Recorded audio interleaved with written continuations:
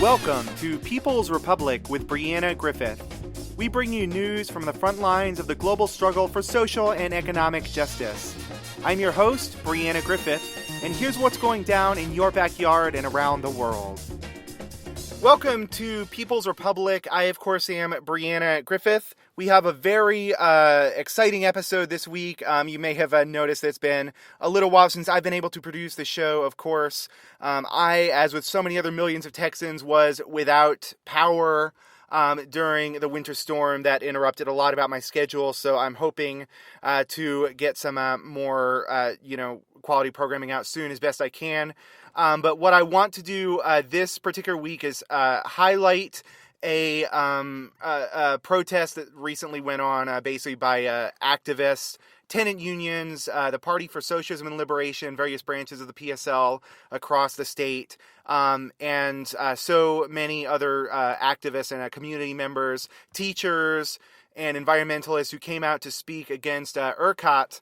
This is a protest that took place in front of the ERCOT building in Austin on February 28th. So I want to highlight some of the speeches from that, including my own speech I spoke near the end.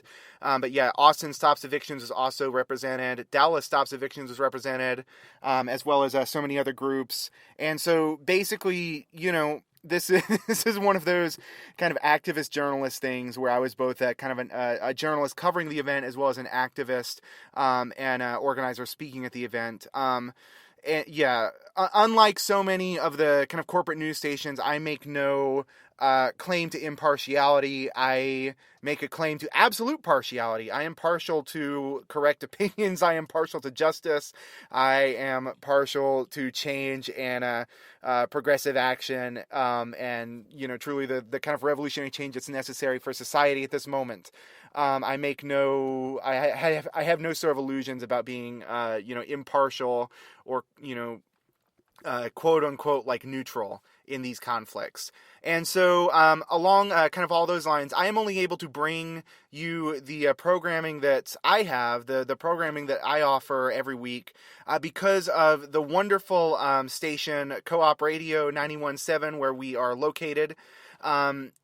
We at Co-op, we offer so much diverse quality programming, not only the many news and public affairs shows where you can truly hear the voice of the voiceless, but also the music content throughout the day, the many diverse musical programs that you can hear from all of the wonderful roots music, country, like old school country, old school bluegrass, really interesting stuff there. Jamaican Gold plays a kind of old school reggae. I've got my salsa show, kind of a second life there. And so there's so much going on at the station. Of course, there are many of these voices for justice true. We are truly, able to bring voices for the marginalized at Co-op Radio. As well as, of course, at WHIV 102.3 in New Orleans, where the show is syndicated. So now is, of course, the time for Co-op's membership drive. If you've appreciated this, I hope you go to KOOP.org.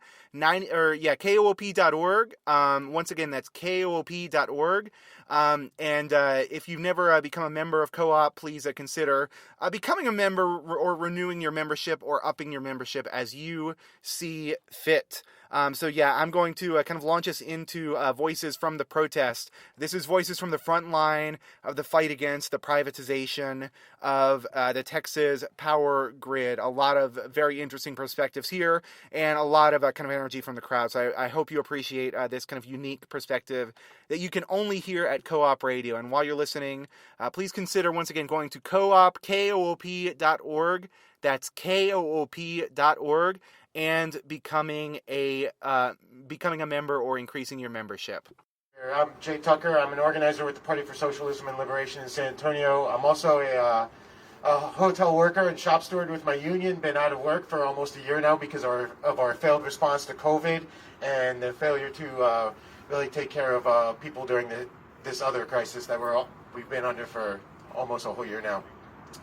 So during the evening of Tuesday, February 16th, as many of us are struggling under freezing conditions without any combination of power, water, heating, or communications, Governor Greg Abbott appeared on Fox News and used this national stage not to make the case for federal assistance or even to give an honest account of what was happening, Rather, the governor covered for his fossil fuel industry donors and lied about frozen wind turbines being to blame for energy production not meeting the demand. This was quickly and resoundingly debunked. In fact, the main issues were related to both steep reductions in the supply of natural gas and failures at natural gas power plants, which ERCOT was relying on to provide 80% of the grid's electricity. Coal supply and coal energy production fell well short of expectations as well. Meanwhile, wind energy was the only source of electricity contributing more to the grid than ERCOT was counting on. Once the storm passed, Abbott, after being easily caught in his lie, was promising to get to the bottom of the failures he presided over.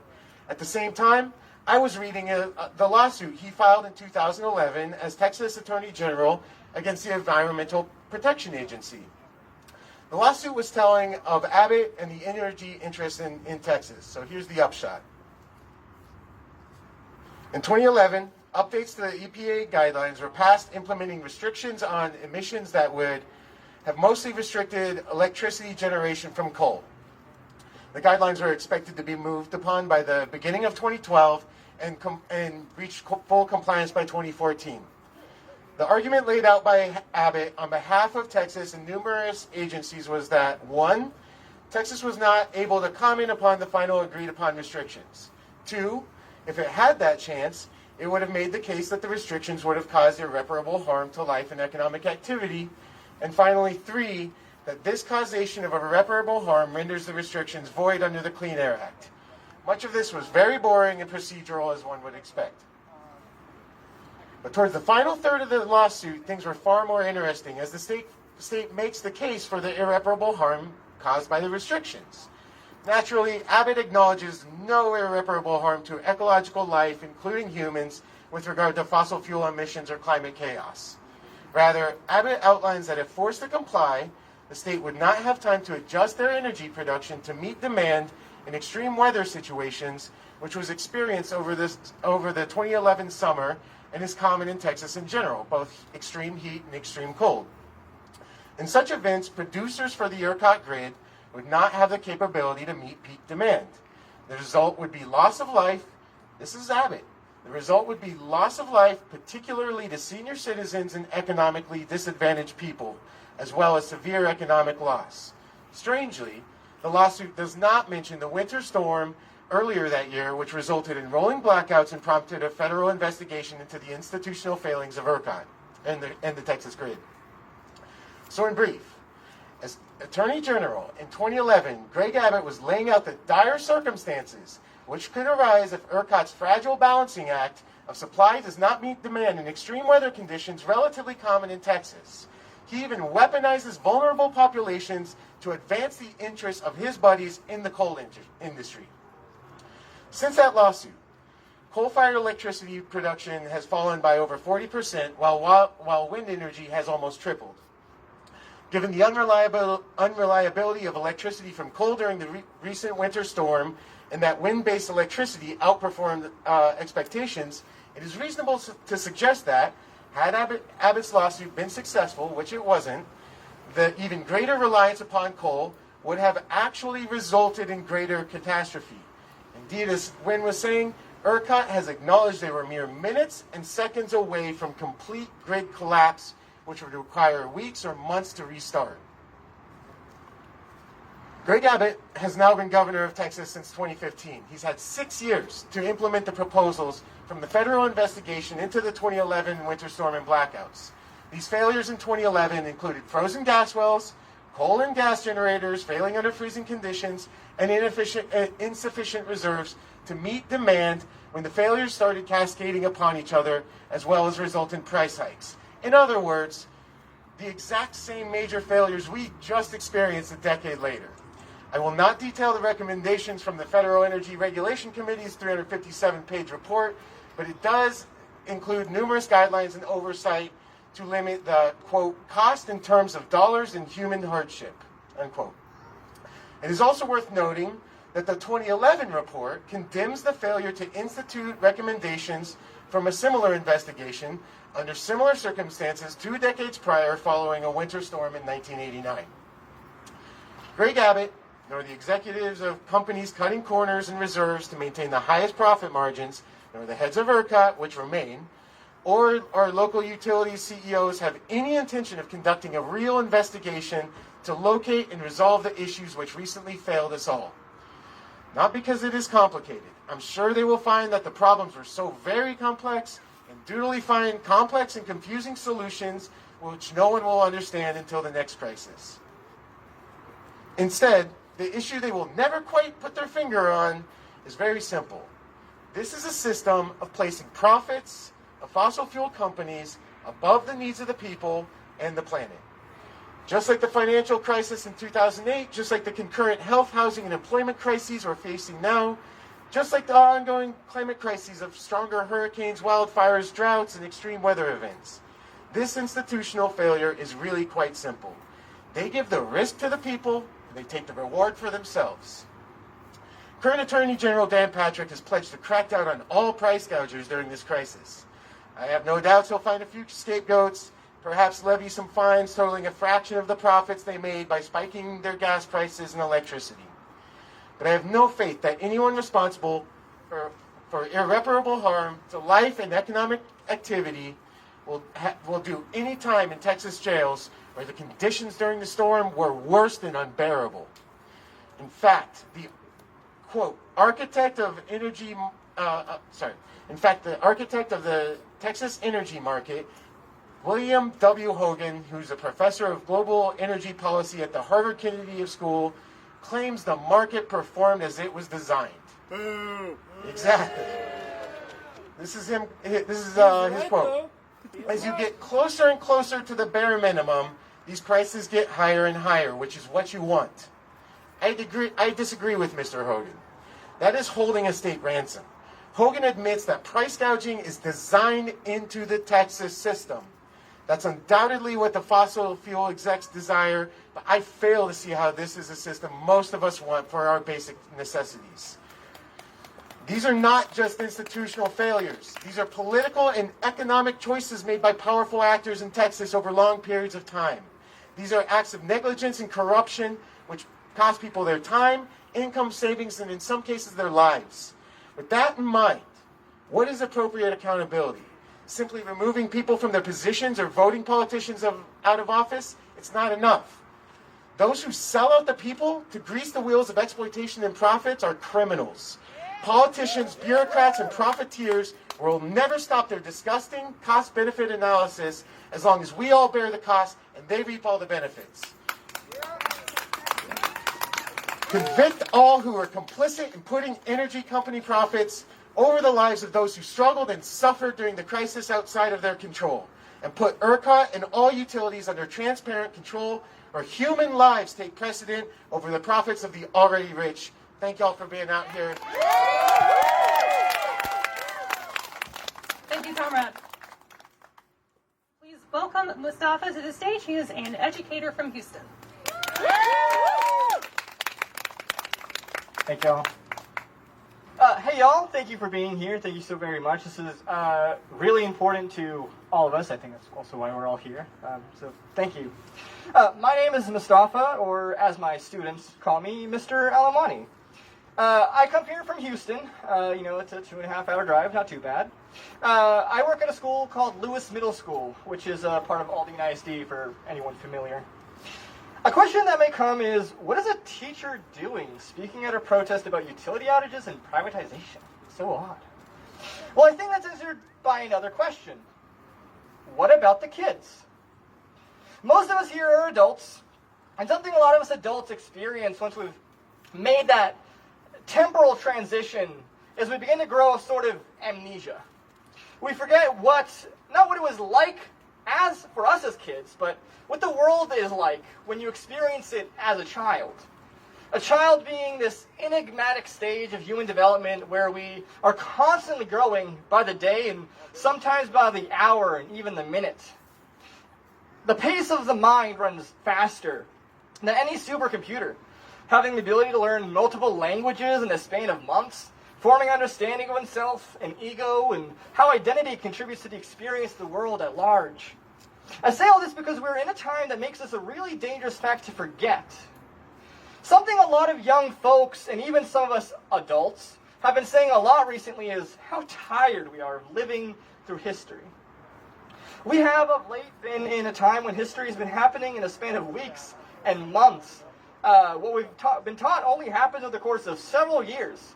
A rebellion calling for the recognition of human life, a reactionary insurrection in support of a fascist demagogue, and a pandemic that some say is a result of the oncoming climate crisis that is making itself known more and more frequently and in greater strides each time.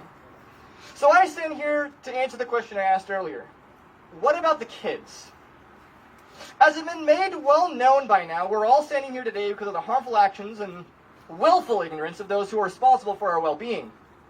As of from today, 2 weeks ago, with warnings of, we were all impacted by Winter Storm Uri.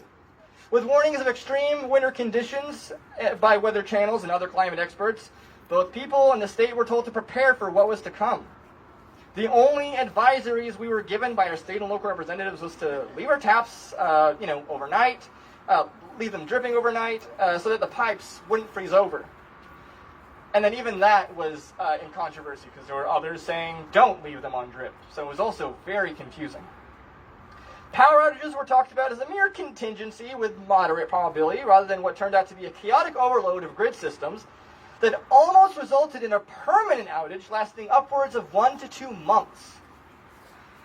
The week before, when news had broken that there would be a mild winter storm in the coming week, both me, my colleagues, and my students were all pretty excited that we were getting an extra early break before spring.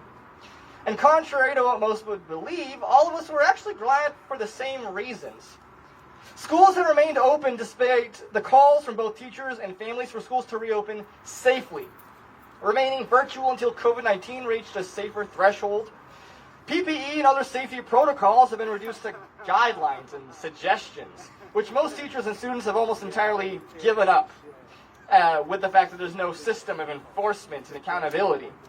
And also, as of this past semester, Aldine, my district, rescinded its policy to cover all medical expenses and offer PTO to teachers who come down with COVID-19, making all medical expenses come out of teachers' pockets, making the stakes of being at school even steeper. So any time that would force us to remain home has been more than welcome, for more serious reasons than just free time off. Although as the week came to pass, we definitely all had to pay the price for the time that we were given to take off. To note something that will contextualize the points I'm going to make in the future, I want to point to a title or a particular header that has been quite hackneyed or banal as of the recent past. One that seems that no matter how often it's cited, it continues to fall on deaf ears.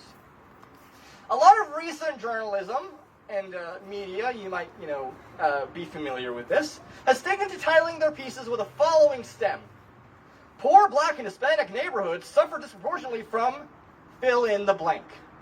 COVID-19, economic crashes, lack of health care, food deserts, utility outages or shortages, environmental injustice. The list goes on. My district has a population that is 80% Hispanic, 18% Black, and 2% white or other. The most damning number is that the students in our district are 97% economically disadvantaged. 97%. And what that means, because it's a really vague term, is anyone who qualifies for free or reduced lunch or is at or below the poverty line. I've only been a teacher for almost 2 years. I'm a new teacher, which is a really minute amount of time on the timeline of teacher experience. Yet in just these 2 years, I've learned so much about the system of education.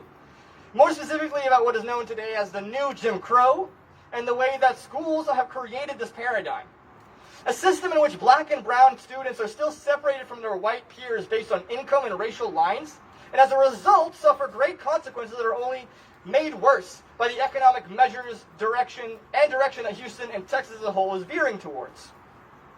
The root cause between these circumstances can be summed up in many ways, but here I'll just sum it up in 3.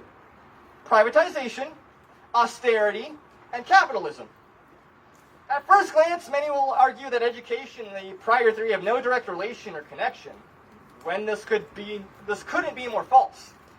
By now, it's become common consensus among the world of education that 90% of a student's performance is based on factors outside of the school.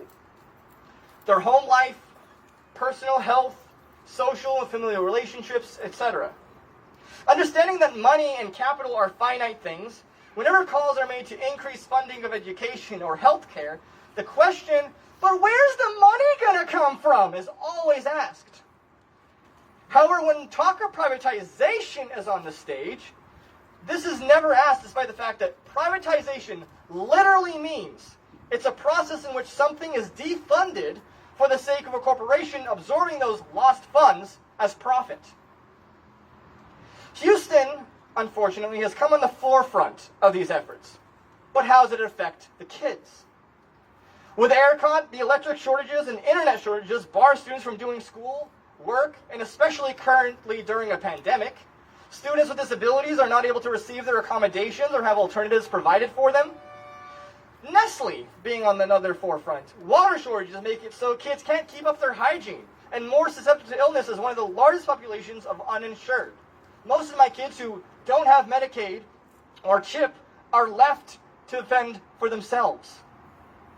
With a lack of net neutrality, companies, and including especially grocery stores such as Whole Foods, H-E-B, and Kroger, basically determine the locality based on the availability of internet in a region, which contributes to the creation and maintenance of food deserts, incentivizing fast food industries to flood poor neighborhoods instead. The most poignant coup de grace, the privatization of utilities, doesn't only mean cutting off access to these facilities, it also incentivizes widespread austerity measures where education and schools, especially in these poor areas, are defunded so that the state can continue to subsidize industries that are creating revenue. But the kids deserve to eat. The kids deserve to learn. The kids deserve a home with power and with clean water. The kids deserve a future that isn't ruled by profiteering bureaucrats. A future that isn't dictated by the destruction of the environment. The kids deserve a future.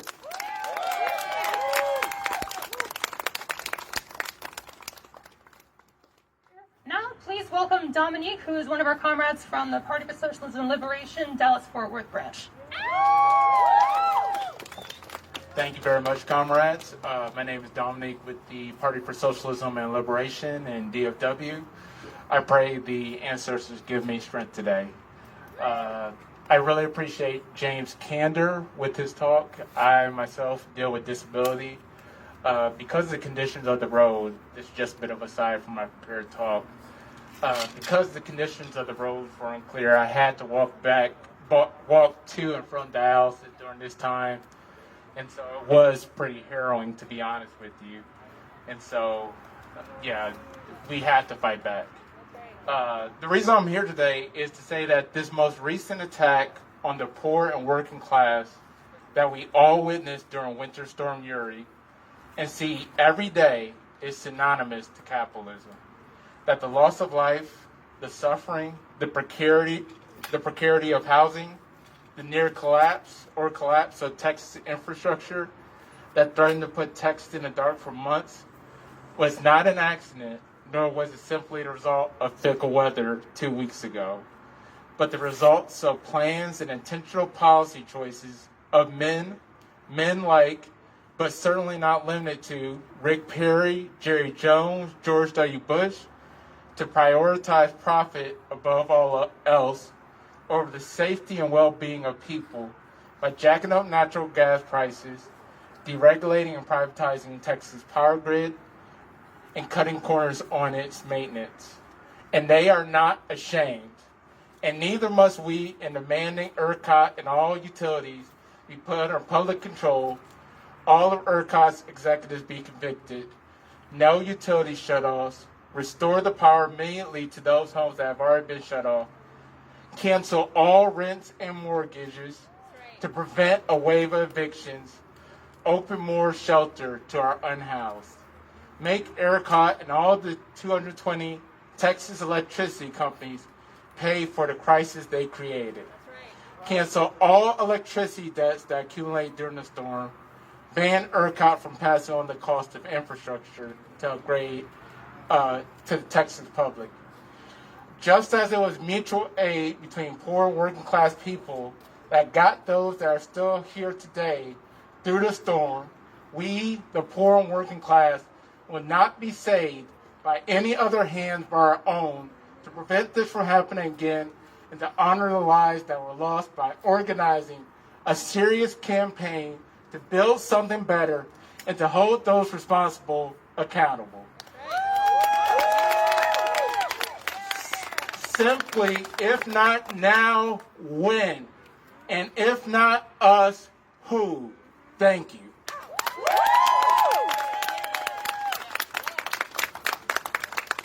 Thank you, comrades. That was a selection of voices from the protest that took place on February 28th at the ERCOT main, or at the ERCOT administrative campus in Austin, Texas.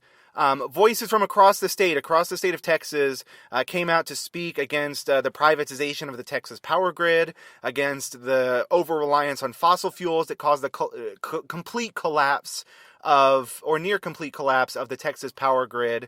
And so I was able to kind of cover that live from the scene. I was also able to speak, and you will hear kind of my speech later on near the end of the episode. There's so much more that didn't get to make it in, but basically this was from February 28th at the ERCOT facility. There was a protest held by kind of tenant unions, environmentalists, concerned citizens, angry citizens, and the Party for Socialism and Liberation, all as a kind of co-host there.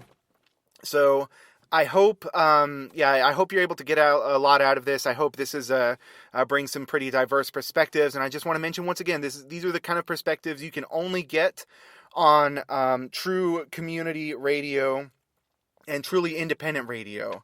That is able to bring these voices for the marginalized that corporate media completely shuts out. You're not going to hear this level of protest. You're not going to hear this truly on the ground reporting from any other source. You're certainly not going to hear the sort of advocacy, real, true advocacy from the grassroots level. You're not going to hear that on NPR. NPR wasn't even there to cover it. And so, this is I think an absolutely unique perspective. So if you've appreciated this, if you've appreciated my show, and you want to make sure that community radio truly has a presence into the 21st century, now is the time to become a member. You can become a member of Co-op Radio by going to koop.org. Once again, that's koop.org. And I ask everybody to please consider renewing their membership, becoming a member.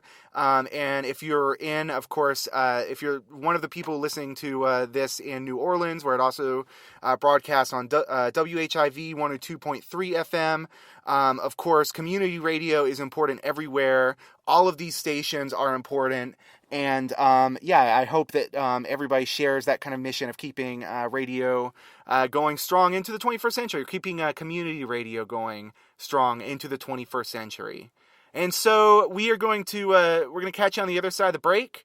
We'll be right back with the other half of this protest, and I will be speaking at the end, and that'll be that. So this is of course People's Republic with Brianna Griffith.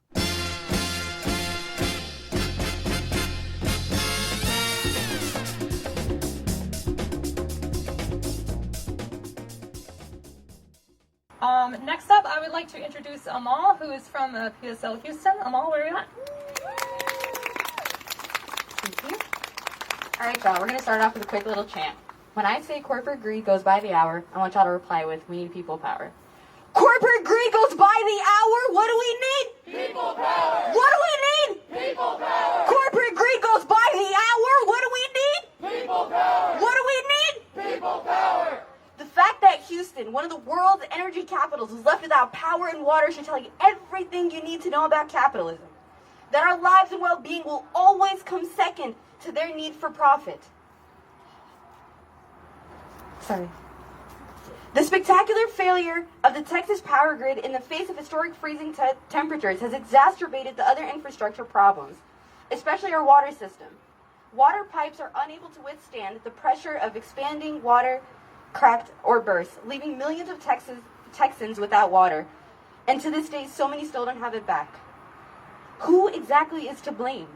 Local governments and private entities have been pointing fingers at each other, and often even the people, saying, do your part to conserve energy in the water, or we couldn't have known that this would have been this bad, or how could we predict the weather? What this is, these platitudes are useless and insulting, especially knowing that there were blackouts in 1989 and in 2011 that exposed these vulnerabilities in the electrical grid. And that action was recommended to winterize the facilities and to prevent future blackouts during extreme cold. That didn't happen, of course. All that money designated to update the infrastructure went straight back into the pockets of the rich. While these companies and politicians are out here pointing fingers and giving useless lip service on TV, it was the people banding together and taking care of one another. It was the people and their mutual aid groups coming together to care for unsheltered brothers and sisters. It was the people pulling together resources to fix the mess that these greedy-ass corporations made. And it is that same love and drive to protect one another that brings us out here today. Because when our community is under attack, what do we do? When our community is under attack, what do we do? Stand up, fight back! Their criminal negligence led to the deaths of so many. Yet rather than doing what it is necessary to honor those deaths and making sure that this never happens again, they'd much rather skyrocket our bills. They'd much rather charge us for their crimes. Texas grid is unique in that it is independent. It is not connected to either the eastern or western grids that oversee the rest of the country's electrical grid. Most of the U.S. power has been under federal regulation of the Federal Power Act of 1935, but Texas skirted the federal regulation by isolating its power grid by not crossing state lines. Texas is not engaging in interstate commerce and therefore could not be regulated. It is a free market principles, and its obsession with the independence and deregulation is to blame. ERCOT, contrary to popular belief, is not a public entity, but a private nonprofit governed by a board of directors. To this date, 6 of those who stood on the board have resigned. All 6 were not even residents of Texas. This suggests that those in charge will attempt to appease millions who are furious about this, completely avoid tragedy, but this is not enough. We do not simply want these capitalists to resign. We want socialism. If ERCOT is a public regulatory function, then it cannot also be a private entity and unaccountable to the public. Likewise, if the power industry at large is providing a public necessity, it is clear then that this industry needs to be brought under public control. We want green energy, we want workers' control, and we want socialism now. Thank you, y'all. Thank you, comrades. Next up on the speaker is Bree, and so Bree is the host of People's Republic on Co-op Radio here in Austin. Please welcome Bree. I'm not only a host of People's Republic, I'm also representing Austin Stops Evictions. We're a new local tenant union across the city, and we're trying to make sure that tenants have rights, that tenants fight together, struggle together, and win together. So you can find Austin Stops Evictions on Facebook, on Twitter, austinstopsevictions@gmail.com. Check us out. This is going to be so vastly important, and I want to also give a huge shout out to Cooper with Dallas Stops Evictions. Yeah. That was our inspiration. That was a moment when we said that like tenants are basically left out with no protection. Tenants are left out. The landlords are basically lying to tenants about their rights, or they're ignoring their rights altogether. And so what we understand, we not only need to know our rights, we need to fight for our rights, not only with tenant unions, but across every sector of society. We need to not just know our rights, we need to fight for them. And I also want to give a shout out to the mutual aid groups that were working here in Austin and across the state. And I'll name a few of them. These are some of the ones I know. Again, there's so many, but there's ATX Camp Support, there's Food Not Bombs, there's Stop the Sweeps, there's UPO, Cooking for Causes, and of course so many of the organizers who are here today across the state were also within those mutual aid groups who are not only like handing out the food, making sure people have what it is they need, making sure people have water, safe places to stay, and then out here again, just so soon afterward, making sure that we fight to make sure this doesn't happen again. And finally, I want to thank all of y'all for showing up today for what is just the beginning of the fight. To be done with this disgusting system that puts energy company profit above human well-being. I was one of the millions of Texans who were plunged into darkness and left without heat for days. Within a night, most of our house was uninhabitable as temperatures dropped first into the 50s, then into the 40s. We don't know exactly how cold it got in our house. Yeah, because it got too low for a thermostat to register. We survived by huddling in the living room. We huddled with our dogs. We huddled with our cats when they'd let us to preserve body heat. We had one room that was warm enough for us to stay in.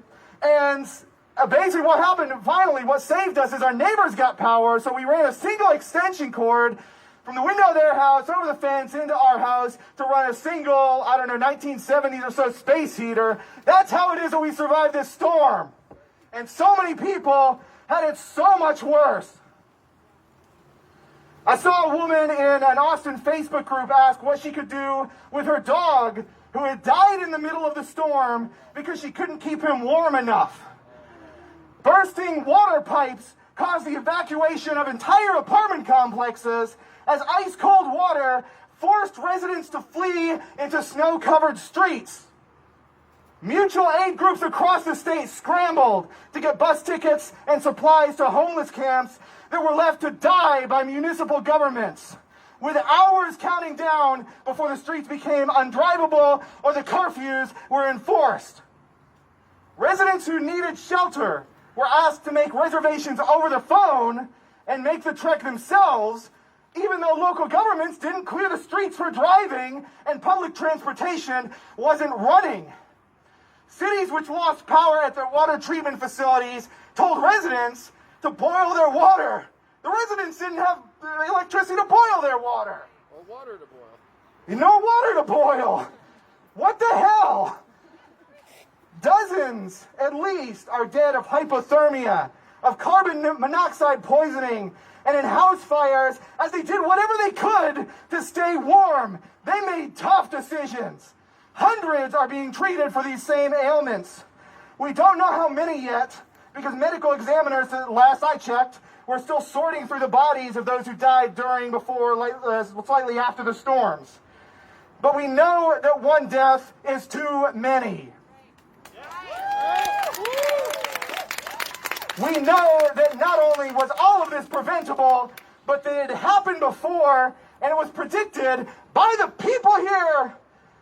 It was predicted to happen again, and the city and state officials, along with hundreds of power companies, along with the PUC, along with ERCOT, did nothing to prepare. Politicians are pointing fingers at each other. They're pointing fingers at the Green New Deal. They're pointing fingers at residents themselves. A certain part of our political and our media class even fought with windmills like Don Quixote. But we know the problem is with the whole damn system. The political and the economic cesspool that for decades has allowed and even encouraged and celebrated every corner-cutting scheme to make a few bucks at the expense of the people and long-term stability. Greg Abbott has laid the blame. Sorry, this thing's falling apart on me. Greg Abbott has laid the blame. I should call this mask ERCOT because it collapses at the slightest pressure. Greg Abbott has laid the blame solely on ERCOT as though he himself didn't preside over the deregulation that allowed ERCOT to act exactly like they did. Yeah. He acts like he has done nothing he has nothing to do with the PUC, which supposedly exists, at least on paper, to regulate and prevent this fiasco. But he does. He has so much to do with this. He's known for this for years, and all he's done is deepen our state's reliance on destructive and unreliable fossil fuels. City governments such as Austin always claim that they're powerless to stop the state from interfering, but the state didn't force these cities to not open enough shelters. Nobody forces cities to rely on the nonprofit industrial complex to provide aid to the homeless people. Nobody is forcing people out of hotels where they were able to find temporary shelter right after the storm. We can go on and on about the failures of these cities across the state to provide failures to provide meaningful shelter or information or resources to their people. But all across Texas, these cities, Republican-controlled or Democratic-controlled alike, left their homeless and their most vulnerable people to die on the streets, while the empty corporate office buildings stayed on and the stadium stayed empty. Fossil fuels are to blame twice over. We're now looking at once-in-a-century winter storms happening once in a decade, and those once-in-a-decade storms may become once in a year in our lifetime if something isn't done. Extreme heat and extreme cold are going to become more common as global warming destabilizes the polar vortex. That's fossil fuels.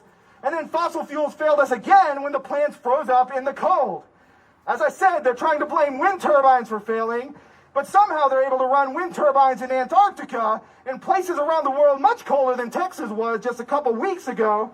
But they didn't prepare the turbines here for winter weather. They didn't winterize because they didn't see the profit in it. What nonsense! This short-sighted greed has got to be stopped. And of course, I'd be missing a lot if I didn't talk about ERCOT themselves, who presided over the near-complete failure of the power grid. ERCOT's the reason we're here today. ERCOT's the reason we launched here. They chose to discuss the winter storm for all of 40 seconds in their last meeting leading up to the storm. This so-called once-in-a-century storm, they spent 40 seconds preparing for it. They neglected to direct power plants to winterize their systems. They didn't sound any alarm bells or provide an accurate assessment of the power grid's capability. People froze to death because they believed ERCOT's lie about their preparedness. They believed ERCOT's lie about rolling blackouts, and they believed that ERCOT had control over the situation. ERCOT lied about that, and people died. And I want to make clear, I'm not blaming the engineers, I'm not blaming the workers. At every corporation, at every company, there are always the workers who are put in bad positions, had to make tough choices. The blame is with the executives. If ERCOT, the PUC, and the power generators and providers were all run by the engineers and accountable to the public, instead of run by the profiteers and accountable to the bottom line, we wouldn't be here today because none of this would have happened. If engineers and working people were in charge of the system, we all would have spent more than 40 seconds in a meeting talking about the weather. But that's why we're here. We are here, and we're here to fight now, to demand better, and to make sure this doesn't happen again. We need a whole system overhaul now, because the deaths of our loved ones and our neighbors demands justice, and because our lives depend on it. Not 2030, not 2050, not after a subcommittee session to form a task force to means test and assess the impact of potential change. Not according to the Paris Climate Accords. Now! We demand the changes that are needed now! And so again, here's what it is that we're demanding. Here are our demands. Make ERCOT and all the 220 electricity companies pay for the crisis they created. Cancel all electricity debts that were accumulated during the storm and reimburse people whose bank accounts were robbed by the companies. Texas PUC, cancel the order that raised the kilowatt cap, order a ban on utility shutoffs, and restore the power to all homes that are currently shut off. No utility shutoffs!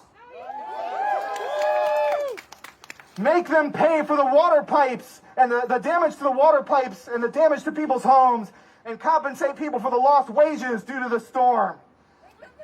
Make them pay!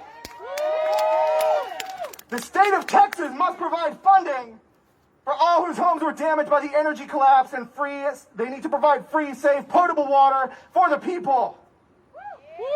Ban ERCOT from passing on the cost of infrastructure upgrade to the Texas public. It's an upgrade that the people demanded after Hurricane Harvey in 2017. Today's escalated cost should not be assumed by the consumers.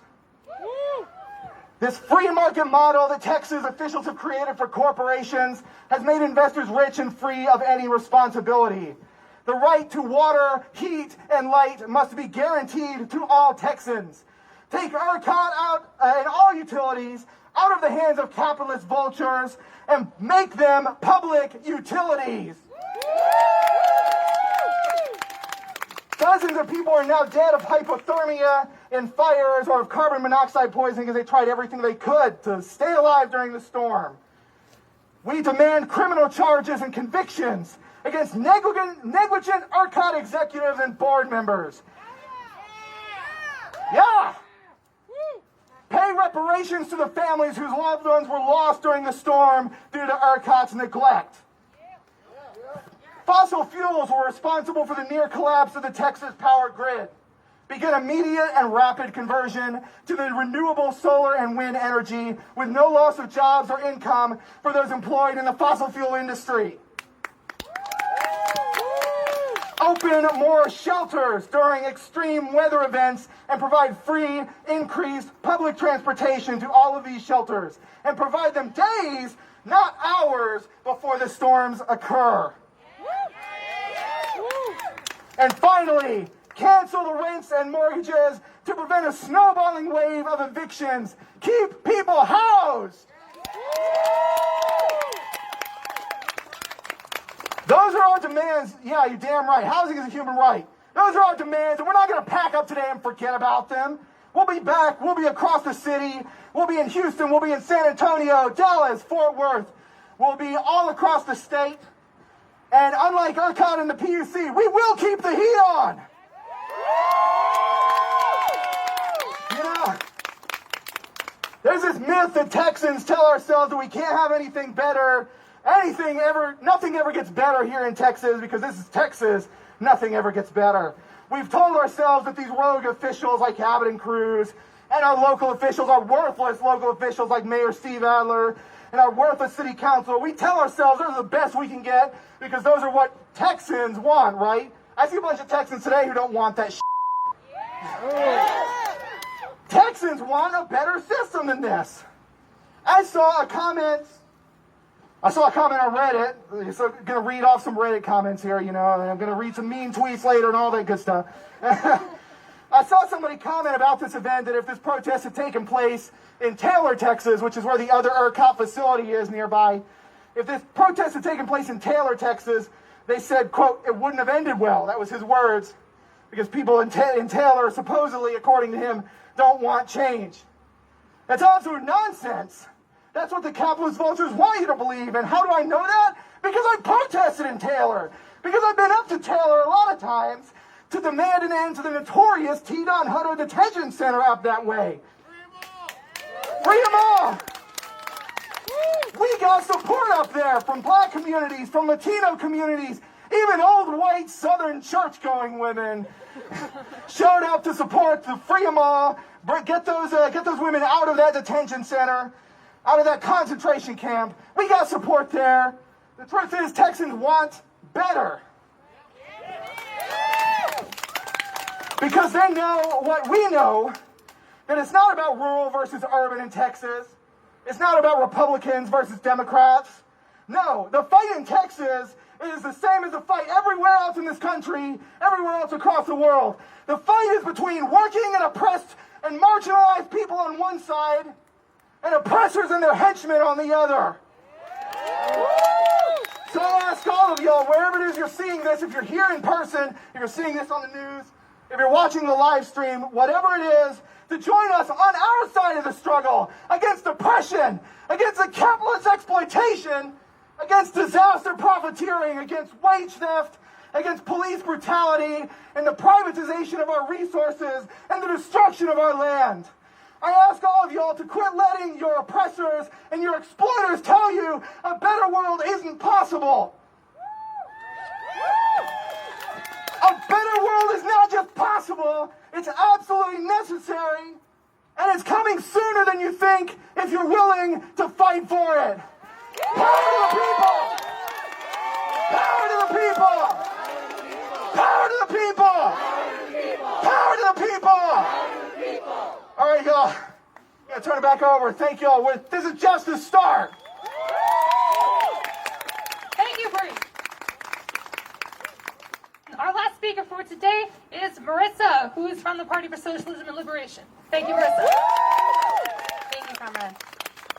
All right, thank you, everyone. I'm going to keep it brief because so many good things have already been said by all of our amazing speakers today. I want to thank you all for being here. I want to thank our speakers for being here and for everything that they've said, this important message that we've delivered here today. And I want to start with what I'm going to say with a quote. So this is a quote from Roland Burns, who's the CFO of Comstock Resources, which is a company that sells natural gas here in Texas. And when he was describing the events from last week, he said, obviously, this week is like hitting the jackpot.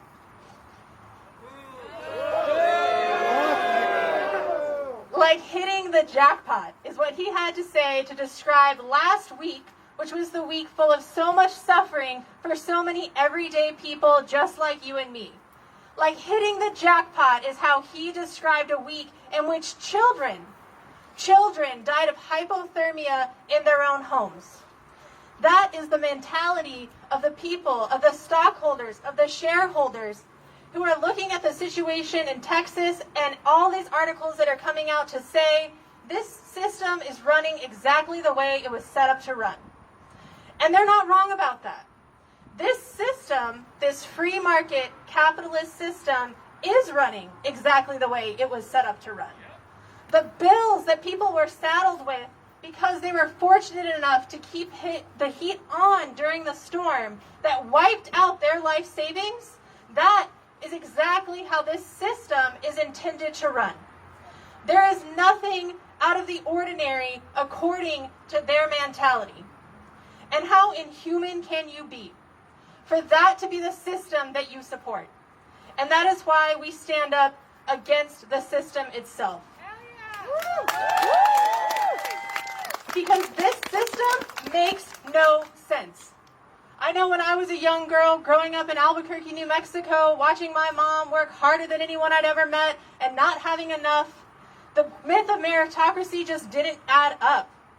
And knowing that people were sleeping outside while houses were sitting empty just didn't add up. And the fact that people go hungry every single day while we throw away, 40% of food in this country just doesn't add up. And it's because this system is illogical for people. For profits, makes total sense.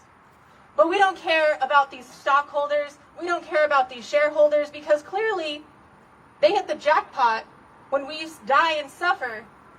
If they don't care about us, why should we ever care about them?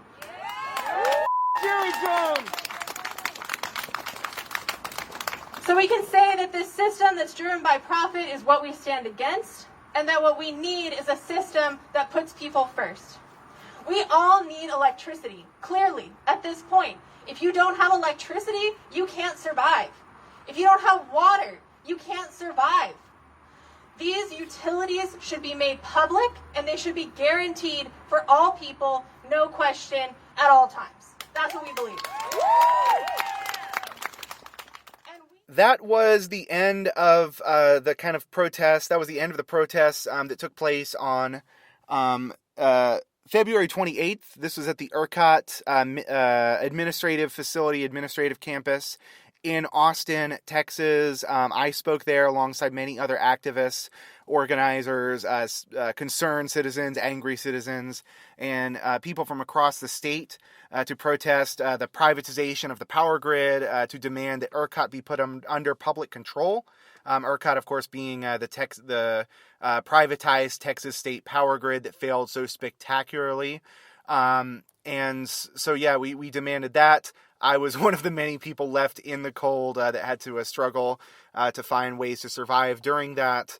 And I just want to once again stress that this is the kind of reporting you can only hear on community radio. You're not going to hear this kind of level of both journalism and activism anywhere else. And so if you've appreciated all of this programming, if you appreciate all of the other wonderful programming that Co-op Radio in Austin, Texas has to present, please consider going to koop.org now. Once again, that is koop.org. and becoming a member, taking ownership really of community radio, and ensuring that community radio remains strong well into the 21st century. So yeah, I am going to wrap up this episode here. I will catch everybody next week as best we are able. I appreciate people being patient with me during the break. It affected us all, but we are moving forward.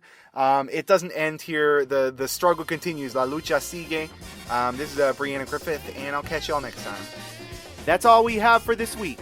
You have been listening to People's Republic with Brianna Griffith. People's Republic originates on KOOP 91.7 Austin, and it's also broadcast on WHIV 102.3 New Orleans. We are available as a podcast on Spotify, Spreaker, Stitcher, iTunes, or wherever podcasts are podded. Thanks for tuning in as we report from the front lines of the struggle for social and economic justice. We are out of here.